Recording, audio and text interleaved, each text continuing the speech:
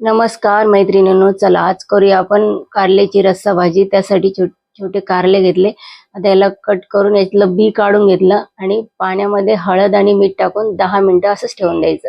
आता मसाला करण्यासाठी खोबरं कट करून घेतलं, त्याला चांगलं तांबूस रंग येईपर्यंत भाजून घ्यायचे। आता याच्यामध्येच आपल्याला 2 भाजलेले कांदे टाकायचे, परतून घ्यायचे, कोथिंबीर घालायची, 4-5 लसूण पाकळ्या घालायच्या आणि मसाला चांगला परतून घ्यायचा।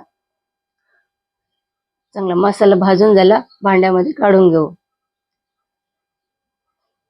एकदम अशी चवदार भाजी होती कारल्याची, अजिबात कडू होत नाही। कारले न खाणारे सुद्धा कारल्याची भाजी खायला सुरुवात करतील। आता कढईमध्ये परत 1 ते 1.5 पळी तेल टाकायचं। आता याच्यामध्ये हे कारले टाकायचे, एकदम चांगलं मिक्स करून घ्यायचं तेलामध्ये आणि झाकण ठेवून 3 ते 4 मिनिटं चांगलं कारले वाफून घ्यायचे। आता हे मसाला आपण भाजून झाला, त्याला चांगलं बारीक करून घ्यायचं। तर वाटण तयार झालं, फोडणी करायला घेऊ। कारले बी चांगले परतून झाले, चांगले शिजले। तर हे कारले आपण प्लेट मध्ये काढून घेऊ।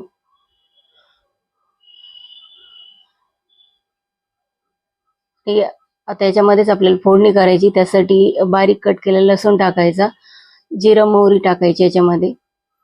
तर जिरं मोहरी चांगली तळतळली की याच्यामध्ये आपल्याला मसाले टाकायचे, हळद पावडर टाकायची, मिरची पूड टाकायची आणि घरी केलेला काळा मसाला टाकायचा। थोडंसं मिक्स करायचं आणि लगेच आपल्याला याच्यामध्ये हे वाटण टाकायचं आणि चांगलं तेल सुटेपर्यंत हा मसाला आपल्याला परतून घ्यायचा आहे। मसाला चांगला परतून झाला की याच्यामध्ये चवीपुरतं मीठ टाकायचंय आणि परत एकदा चांगलं मिक्स करायचं। मिक्स झालं की आपण जे कारले वाफून घेतले होते त्याच्यामध्ये हा मसाला भरायचा।